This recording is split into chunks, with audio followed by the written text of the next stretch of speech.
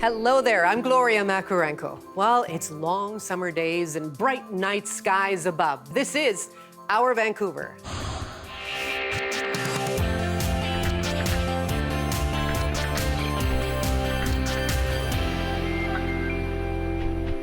Coming up, how unpaved parking lots became paradise. We'll take a look at one of Vancouver's oldest urban gardens. And community group Fresh Roots has given high school students a fresh take on life. But first, look up, way up. An astrophysicist takes us on a journey through deep space. All right. Thank you. Now, galaxies that are far, far away have gotten a little bit closer. Yeah, there are dazzling images from the James Webb Space Telescope that were recently unveiled, and they show the farthest that we Earthlings have ever seen in time and distance into space. But it's a little bit over my head, so I'm going to let astrophysicist Tyrone Woods do the explaining for us. Tyrone has come over from Victoria to join us today. Thank you so much for being here. Thank you so much for having me. It's great to be here. Okay, let's talk about what a big deal this telescope is and these images. A huge deal. Literally, this is the biggest telescope we've ever been able to put in space for these kind of wavelengths. 6.5-meter diameter mirror. That's huge. And to shield it from the sun, a sun shield the size of a tennis court. All of this had to unfold and inflate. It's just amazing. It is amazing. Okay, so I love stargazing, you know, lying back looking at the night sky. This takes us somewhere else. So I would love for you to take us into some of these images. What do you see when you look at this? Absolutely. So this is for reference, this is the flagship image that was announced at the big Biden release last week. So what we're looking at here is a deep view into the early universe, millions, billions of light years away. What we see here, there's a couple of overexposed stars, but otherwise we're looking at a galaxy, the light from which started coming towards us, and actually a cluster of galaxies, 4.5 billion years ago, when the solar system was just starting to form. And then what's amazing, it's so massive, this cluster of galaxies, it's actually warping space-time around it. We're seeing Einstein's relativity in action. And so we see from behind this cluster, galaxies that are getting warped like silly putty, but also magnified, allowing us to look all the way back to even some of these dots 13 billion years ago, the light started coming. That's crazy. Warped like silly putty. Okay, you've given me a whole new perspective on this, but I'd love for you to take us through some more images. Yeah, let's look at some more of them. So this is the Carina Nebula. It's just beautiful, isn't it? It looks like it was painted, but this is a real picture. This looks like a giant wave, first of all. Okay, this is in space. Take us through it. So what we're looking at, this is a little bit closer to home. This is in our Milky Way. This is the Carina Nebula, actually just a piece of it. And what we're seeing here is dense clumps of gas and dust in which stars are forming. And around those stars, disks of gas and dust condensing to form planets, new solar systems like our own. What we see carved out here, some of these stars that formed a little while ago, the hot ionizing radiation, high energy radiation is carving out these sort of waves that you see. I love it. So we got a little bit of a glimpse of this with the Hubble telescope. So what's different about the James Webb? Oh, it's amazing. So first of all of these stars that you see, most of these, except for the very brightest ones, would have been totally obscured by the dust and the gas. Because James Webb can see in the infrared, redder than red light, it allows us to peer through this dust and look at these stars we never would have been able to see before and the planets forming around them. It is gorgeous. It's absolutely gorgeous. Why don't you continue? Let's go to the next one. So this is the Southern Ring Nebula. We looked at stars being born, a nursery. This is the death of a star. What we're seeing here is actually the final, puffing out of gas, the outer layers of a star, much like our own sun, but many, many billion years from now. The final gasp of a star? Is that what you're saying? That's right. And actually, this is two different images from James Webb using two different instruments. The bright star that we see here is not actually the dying star. It's this dim red one that Webb is able to see through the dense dust around it. The other one is actually orbiting it. It's in a solar system with two suns like Tatooine in Star Wars. Right. It is absolutely gorgeous. So we talk about this being an international kind That's of right. a project. So where does Canada, and more specifically your institute, fit into it? Yeah, so obviously we've been doing a lot of work developing the science case for all of these things and getting ready to dig into things like Stephan's quartet Okay, here. why don't we So start this with is- Stephan's quartet? What's Oh, going sure, on here? sure. So this is this is actually about 290 million light years away. This is a group of galaxies, 4 of which are all in a cosmic collision course. 2 of them you can see actually colliding into each other. And inside the heart of this one, there's a supermassive black hole that mass is pouring into. Do you just find yourself staring at these images Oh, sometimes? It just takes you somewhere else, absolutely. literally, doesn't it? Absolutely, literally somewhere else. And something that's worth pointing out, if you look in the background, all of these points, except for a couple stars here, all of these points are other galaxies. There's so much going on in every single picture. Okay, and we've also got a little bit of a glimpse into the data that's being collected. Yeah. Maybe you can tell us more about that. Yeah, so this is actually from a Canadian instrument, NEARIS instrument, that was developed as a partnership between the Hertzberg Institute, where I'm based, and also the Canadian Space Agency and university and commercial partners across Canada. So what we're looking at here is actually the spectrum of light. So if you shine light through a prism, you break it down into its constituent components, and you can, with an instrument like NEARIS, look very precisely at this spectrum, the spectrum of light of a planet around another star. That's right. It's half the mass of Jupiter, but it's orbiting closer than Mercury orbits to our sun, whipping around, so it's really, really hot. But what we've been able to find, and this is an amazing proof of concept, is water vapor in its atmosphere. Now, this wouldn't be a great place to live, but it proves we can find water in the atmospheres of other planets around other stars. Now, you mentioned the Hertzberg Institute That's and in right. collecting this kind of data. How significant is this for Canada? This is huge. So, I mean, first of all, Canada is playing a direct role in unveiling everything from the origin of the elements that make up things like rocky planets and life, to searching for actual signatures of life, or at least the conditions suitable for life around other worlds, to peering back into the first few 100 million years of the universe, when the first stars and galaxies were being born, something we call cosmic dawn. And of course, along the way, we're also developing a lot of amazing technology that has applications right here at home. Okay, so what happens from here with all of these amazing images? So when we originally were planning James Webb, the idea was, let's make sure it can live at least 5 years, 10 years. It's going to live, we hope now, maybe 20 years, maybe more. This is all just the beginning. It's outdoing what took Hubble 30 years in days, in months. Imagine what it's going to do in 20 years. It's just amazing. Tyrone, thank you so much for, I guess, deciphering some of these images for us. It's been very, very helpful and really nice to meet you. And thanks so much for having me. Hi, I'm Nigel, And I'm Alex. and this is Our Vancouver. All right, it's time for one of our favorite features. This is where we get to showcase a number of the photographs sent in by you, our audience. And we'll start with this one. Jenny Louise sent in a photograph from Como Lake in Coquitlam. Just a quiet moment as this mother duck watches over her ducklings. Oh, so sweet. Now, Richard Topping sent us a shot of a white-crowned sparrow caught in a candid moment in Yarrow this week. Just gorgeous. I love that green background. And finally, Mark Egan sent in this sunset over the Salish Sea. Beautiful West Coast evening light. Gotta love it. And do send us more. Just email your photographs to us, bcphotos@cbc.ca. That's bcphotos@cbc.ca. Now, coming up, raising concerns. The Northern Hemisphere is in the middle of what should have been a cool summer weather pattern. Johanna Wagstaffe will have more details just ahead.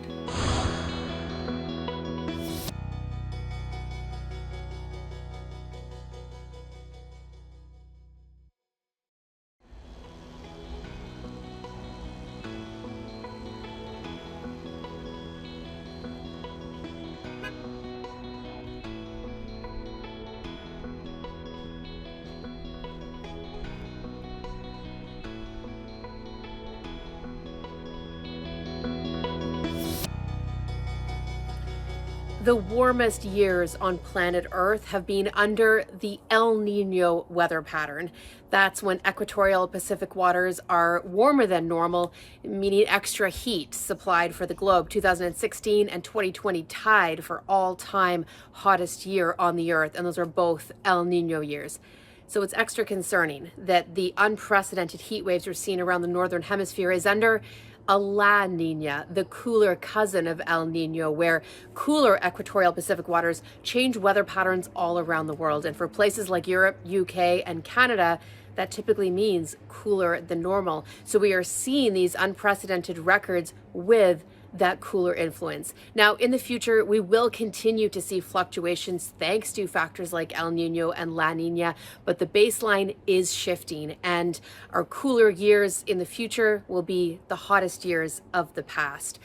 Also concerning that the records we're breaking in the UK are some of the oldest records around the world, dating back hundreds of years and hitting temperatures that we didn't think would be possible at least for a few decades. La Nina has also played a huge role in the weather this summer across Canada, with those cooler than normal temperatures really taking hold, especially in through Western Canada. The exception has been through Yukon and the Northwest Territories, where heat waves and wildfires started early. The other thing that La Nina does, though, is bring hotter than normal conditions to the central and southern U.S. That's the change that they get. And we're now starting to see some of that heat punch up into places like Western Canada and the Great Lakes as La Nina wanes a bit. But it's not too late to stop the worst of the impacts of climate change. Every 10th of a degree matters. Well, it's likely that globally we'll surpass 1.5 degrees warming in the next few years. We can still keep it below temperatures like 2.5 and beyond. And now, you're Science Smart. If you have a science question on your mind, send me a tweet or an email and I'll try to get it answered. Hey, we're at Kitt's Beach and this is our Vancouver. Johanna, thank you very much. You are watching Our Vancouver. I'm Gloria Makarenko. So turning our gaze now to our city's urban spaces. Our next guests have their feet firmly planted on the ground, their fingers in the soil. It's Fresh Roots. So Fresh Roots is a community organization building educational farms where young students can dig into some really meaningful connections. So with us today is Alexa Pitoulis. She's the executive director, and Fiona Sutherland is with us as well. Fiona is a Fresh Roots alumnus. Fiona, Alexis, welcome to you both. Thanks so much for having us. Tell me about this Fresh Roots. Well, Fresh Roots really believes that all kids and people should have access to clean food, land, and community. And so we really do this by showing what's possible through schoolyard farms, where youth have opportunities for learning, not just about growing food, but also developing leadership skills, job readiness skills, and volunteering. Love it. Okay, Fiona, tell me a little bit about your experience with Fresh Roots. Yeah, so I started with the soil program in summer 2019.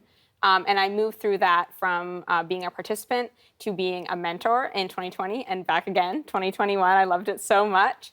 And 2022, I've joined our staff team as a summer camp counselor at Camp Fresh Roots. What do you love about it? I mean, I can see what you've got laid out here in front of me, but I'd like to hear it in your words. Yeah, so I think the number one thing for me is just the community that comes with it. Everybody is so positive and supporting, and everybody just encourages each other to be our best version of ourselves. It's a super inclusive space, especially growing up, as a queer teenager. It's so nice to have people who fully see you for who you are. Lovely. Well, I really like to hear that. Okay, and you've got a fundraising campaign underway, Alexa. We do. So we're just in the middle of our Make It So summer-long fundraising campaign, where we're aiming to raise $75,000 by September 6th. And all of those contributions, no matter what amount the donation, go directly to our ability to be able to support getting kids and youth into growing spaces, growing food, and growing themselves in the process. I love this idea. And where do you grow and where do you teach? So we are now located, we started it with the first schoolyard farm in Canada in 2013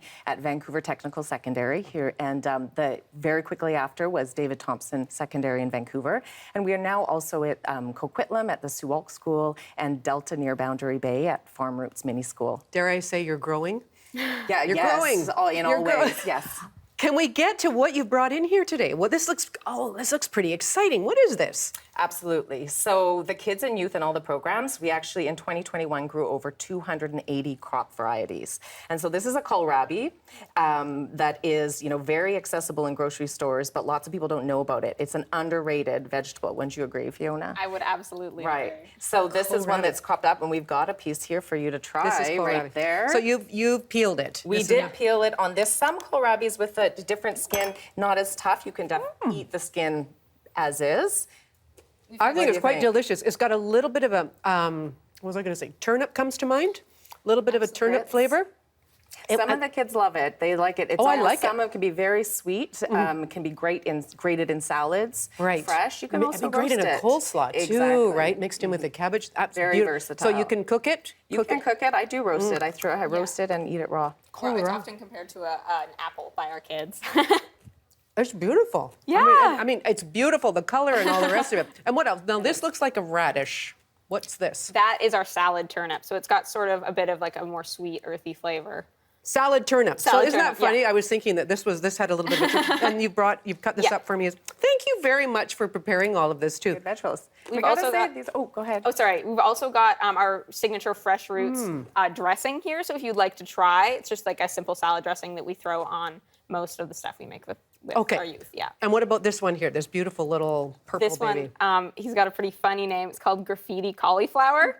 And yeah, very gorgeous. The taste is not affected by the color. At least Really? Really? Okay. Should I Yeah. dip? Gloria Maybe will am I try going it to try it? first. I'll try it. Absolutely lovely. I love raw vegetables anyway. I love doing that. So tell me about the preserves. What's Yeah, the approach so here? this is our zucchini relish, and this is our raspberry jam. Our soil youth both made these last year, I believe. And so we make these with chefs directly. We have chefs come in and work with the youth to produce these. And the labels here are designed by our soil youth. I don't know if you can see, but we have these that have been hand-drawn by some of our participants. I love those. So this is zucchini relish. Is Yeah, that what's put? that's right there, yeah. A little bit of this Yeah. on the kohlrabi. Is that a good idea? Oh, that's a good idea. Absolutely. That's got a good kick. That's Probably. Now, do you use these for fundraisers as well? We do, and so we actually do run 4 weekly markets throughout the growing season. We are on Wednesdays, we're at the Italian Cultural Centre in Vancouver. Thursdays, we're at the Suwalk School in Coquitlam, as well as the Delta at Farm Roots in Boundary Bay. And Saturdays, we're at Vancouver Farmers Market at Riley Park. As I say, come see us. it's wonderful to see that. Thank you so much for bringing in such a bounty today, and all the best to you both for the rest of the growing season. Thank you so much for having us in. I'm lying on my couch. I'm wondering where I put my phone. It's ringing, I don't know what it's about. But If you want to get out and see some live music, you can catch the swanky sounds of Vancouver band Daisy. They play Fox Cabaret July 30th. he's up, and isn't it ironic? It's like rain on your wedding day. And alt-rock diva Alanis Morissette is going to be belting out her ballads, new ones, old ones, at Rogers Arena July 31st. Hey, Grant Lawrence here from CBC Music, and this week I'd like to share the latest from Aquaculture, a Halifax artist who we first discovered when he won CBC Music's Searchlight competition back in 2018. That's our yearly hunt for Canada's best undiscovered musical talent. In the beginning, it feels like you can't shake 'em. Oh, waste a minute, trying to chase what you couldn't have. Just good love and no kisses.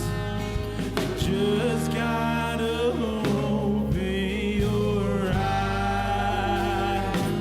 There you go, going back to the year he won Searchlight. That is Aquaculture during a live performance at the 2018 Halifax Jazz and Blues Festival.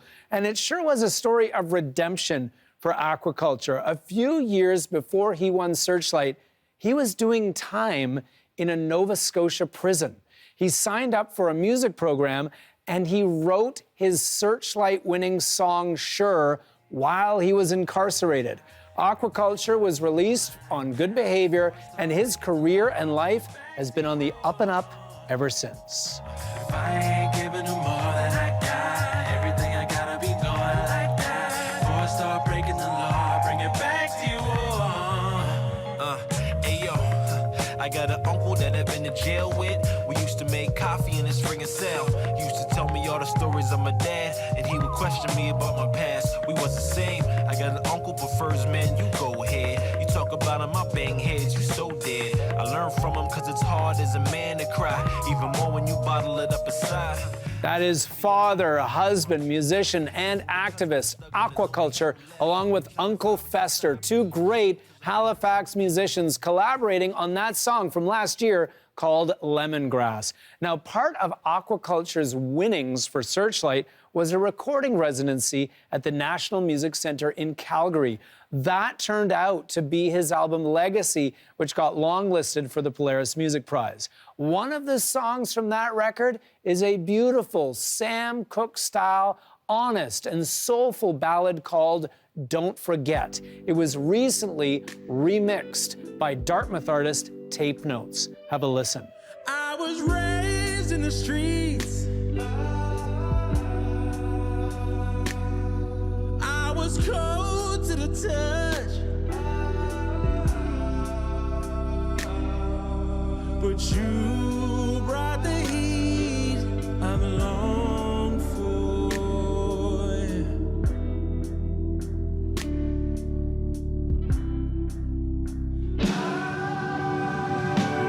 Let the green grass flow through your veins. Let it seek out the growth in your brain. But don't you forget to love who you're mine.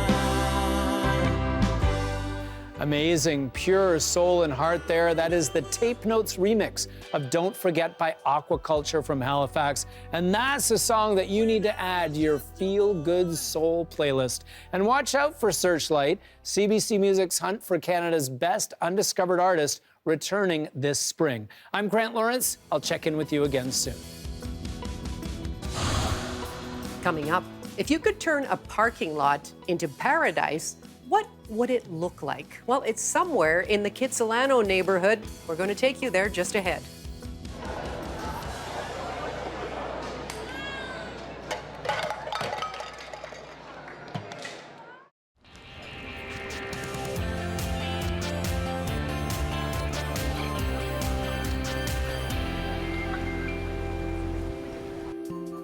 Hi, welcome back to Our Vancouver. I'm Gloria Makarenko. Now, in the middle of a bustling Vancouver neighborhood lies an oasis. It was created from a couple of vacant parking lots way back in 1978. City Farmers Compost Demonstration Garden has been an inspiration ever since. And here is our CBC Creator Network series film. It's called Parking Lot to Paradise.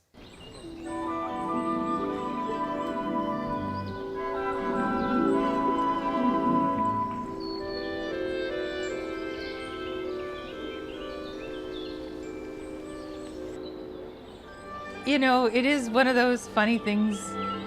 You'll be in the garden and we're listening to all the bees buzzing on a particular plant.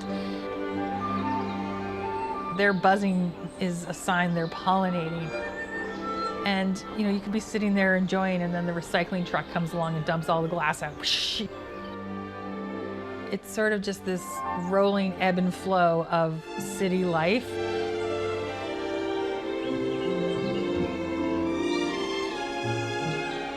Our garden is in Kitsilano, which is a residential area very close to downtown Vancouver.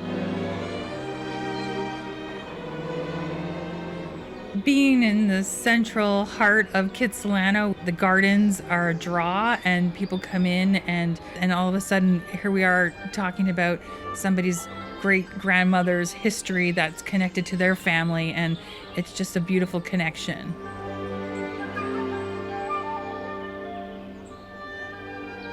I was one of the founders of City Farmers Society, and we started in the spring of 1978.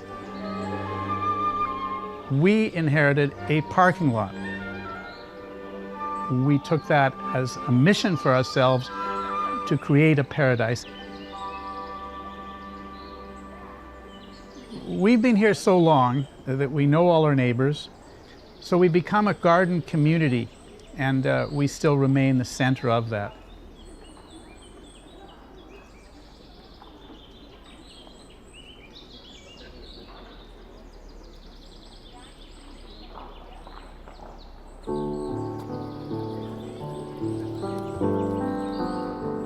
The number one thing is we teach people how to make compost. What are the secrets?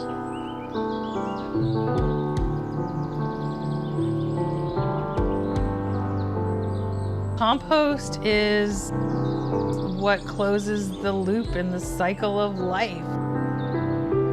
It's proof that there is life after death. You know, there's a whole microcosm down there. You don't get anything as good as your own compost for your own garden, and because it's everything that you're putting into it. I think when people start growing and learning, they take ownership a bit more and they appreciate it more. The garden is definitely a canvas for all sorts of exploration with the plants that we grow, like where silk comes from. So you can't grow silkworms unless you have their main food. First I had to find a mulberry tree, and the thing has grown into this, 30-foot tree. And we've had people weeping under that tree, just like remembering their grandmother. They have these stories and it just triggers their childhood. And a place like City Farm is a way to show people the life that's around them for all sorts of exploration with the plants that we grow, the things that we can make out of them, the stories that happen, and that we can connect with people who come from different places in the world. When I was young, I loved Joni Mitchell. And one we all know about is when she spoke about urban centers. So we really have to thank Joni Mitchell. It is more of a paradise. Every year, we are a community hub. Come and enjoy the garden.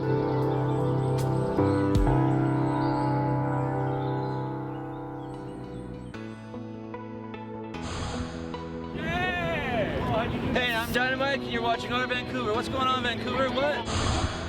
Well, the music world has lost a titan. Conductor and composer Bramwell Tovey has died at the age of 69.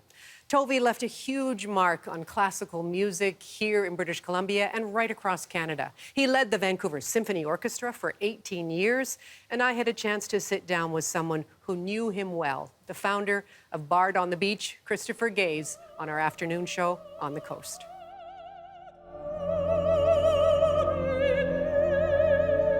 When we used to do back in 2000 and on through the early 2000s, all the Christmas shows, I say he, with the VSO, and I was part of it as a speaker and narrator, storyteller, expanded that from 3 Christmas concerts to 15 all over the Lower Mainland. But after a few concerts, he would... he just got so used to it. I'm not going to say he got bored, but his mind was so much faster than mine. He would suddenly interject in the middle of me speaking. And I'd have to address him and say, "What did you say, maestro?" And he'd say, and the audience would scream, 1, 2. 1, 2, 3.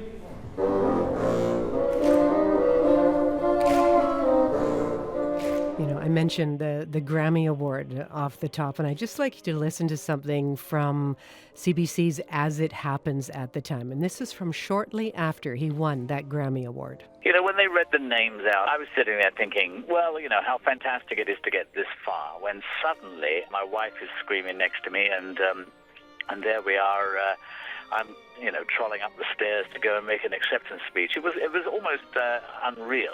It was a very great honor to have been able to do this CD with James. James is, I think, one of the most brilliant violinists of any generation. He was so proud of that, Graham. He was so proud of the VSO and their achievements in accomplishing that extraordinary thing. I was going to say also his closeness to the VSO in his time, especially those Christmas shows which we used to do years ago together, and then he got too busy dashing off all around the world at Christmas time to do concerts. But he loved those concerts because we did lots of them, and it meant when we were out in Surrey or Maple Ridge or wherever we were, let alone here, he could dine with them between the shows and become closer to them. He wasn't just the music director, he was one of them, and they loved him for it. He loved them.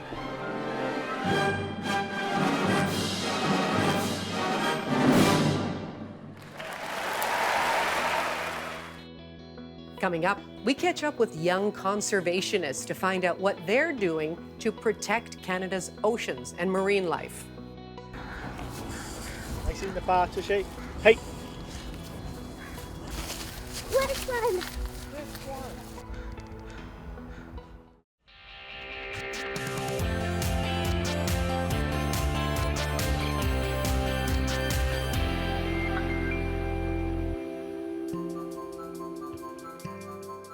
Welcome back to Our Vancouver. I'm Gloria Makarenko.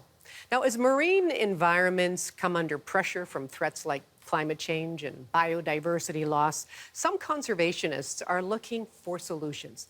So in this episode of Coastlines, we learn how Western science and Indigenous traditions come together to protect Canada's ocean wildlife. Our oceans are complex and challenging environments that are under a lot of pressure. It's obviously really important that we protect them. But how do we do that? I'm Connell Bradwell, a wildlife conservationist here in British Columbia. I'm Erica Porter, a fisher here in Nova Scotia. We are the hosts for Coastlines, a CBC series that brings together young Canadians who are working to save our animals, plants and habitats on all three of Canada's coasts. And today we're talking about marine conservation.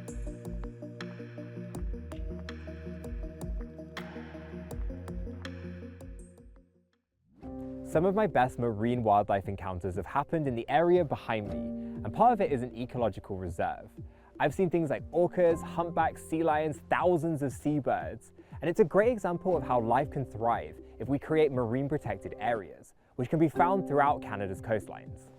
So marine protected areas are clearly defined spaces in the ocean that are managed for the long-term conservation of nature, and they can do this through legal or other effective means.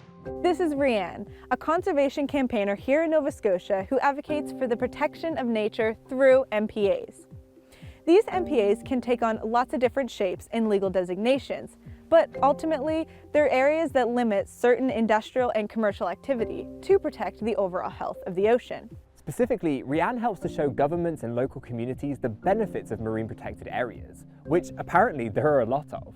They can provide economic benefits, protect entire ecosystems, protecting biodiversity, help to mitigate the impacts of climate change. So it seems that by limiting certain unsustainable activities, MPAs support the overall health of the ocean, which can be good for communities. Erica, you're a fisher, what's your take? Yeah, so I think marine protected areas are such an important tool for conservation. I mean, especially for future generations. And from my personal experience, involving the local communities in the process of designating MPAs is so critical. Rianne also mentioned that MPAs can help mitigate the impacts of climate change. They can do this by protecting ecosystems that store a lot of carbon, such as salt marshes and eelgrass beds. And these ecosystems as well can provide coastal protection, so they can reduce the impacts of storm surges and sea level rise. MPAs are really a win-win situation for climate change then, helping to prevent more global warming by storing carbon and reducing the impacts of climate change on coastal communities. Right, and this is why Rianne says that we need more marine protected areas across Canada. Canada's actually committed to protecting 30% of our ocean by 2030. So it's really important that we hold the government accountable to this commitment and establish a network of well-managed marine protected areas. Like Ryan mentioned though, MPAs can take on many different forms. They can be legally protected, or they could be stewarded in other effective ways. Exactly. Here on the West Coast, Jordan Wilson from the Healthset Nation sees conservation in a totally different light. To me, conservation is just a way of life. The Celtic people's beliefs of what conservation is not that we manage the land or the ocean. We actually don't even have a word for management in our language. We don't believe in managing the environment. We believe in coexisting and taking stewardship of it. In this reciprocal, symbiotic relationship, we take care of the environment, and it in turn takes care of us. That is pretty different from a legally designated MPA though, isn't it? But Indigenous people's traditional knowledge has always been its own protection plan, which is extremely important if we're going to effectively help the ecosystem to its full potential. The Celtic practice is taking only what we need, leaving behind enough to ensure the preservation of what we are harvesting, making sure it will always come back to flourish. Indigenous knowledge and stewardship practices have been proven to be some of the most effective ways of protecting biodiversity, with some of the healthiest ocean ecosystems being actively used and stewarded by coastal communities. And that's why Jordan insists on being a good steward like generations before him. I want to make sure that another 700 generations can continue to enjoy the beauty and the nature in our territory the way I am able to. Now, in the Arctic, Inuit communities hold similar views of symbiotic relationships and stewardships of the ocean. Justin is from Pond Inlet, Nunavut, and has similar sentiments to how conservation is approached.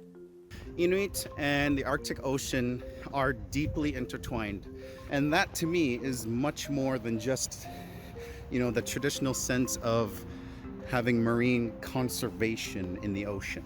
Justin is currently living in Ottawa, helping to manage an amazing youth-led project called Ikarvik. So Ikarvik is a group of young Inuit. We try and connect researchers and scientists into the world of traditional Indigenous knowledge. A lot of the research that Justin and the team at Ikarvik work on is better communicating the Indigenous knowledge about the ocean. Because, like Justin says, the Arctic Ocean is such an important part of Inuit culture. As an Inuk myself, I find it really, really empowering to see Inuit youth talk about these things when it comes to the ocean and preservation of Inuit culture and embracing that Inuit culture. In so many ways, the Inuit have been incredible leaders in combining Indigenous stewardship of the oceans with legal protection measures. And this is something that Justin's seen in his home community. A few years ago, Canada announced a new national marine conservation area called Datlogotiop Imangat over in Lancaster Sound. In 2017, Canada, Nunavut, and the Kikitani Inuit Association agreed on the final boundaries for the marine protected area, which is more than twice the size of Nova Scotia. And I think this is a step in the right direction because not only will it protect the marine wildlife and ecosystem in the Arctic, but it also gives Inuit more self-determination. And we can have a safe place and say, yes, the waters that are traditionally used since time immemorial will be protected. And I think that's amazing. Making this MPA together was a major milestone for strong partnerships between Canadian and Indigenous governments for protecting nature. This is a huge step forward for marine conservation. Whatever way we go about protecting the ocean, it's clear that it's important to incorporate science, local communities, and Indigenous knowledge in ocean conservation and stewardship. The ocean is essential to our current and future ways of life, and we all have a part to play in making sure that it's healthy for future generations.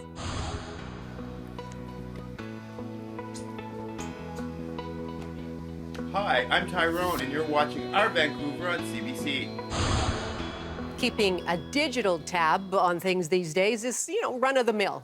But back in 1995, a BC taxi company faced backlash for putting GPS devices into its cabs. So let's dip into our archives with this story from Ian Hanamansing. From the outside, it hardly looks high-tech. I'll be right away, sir.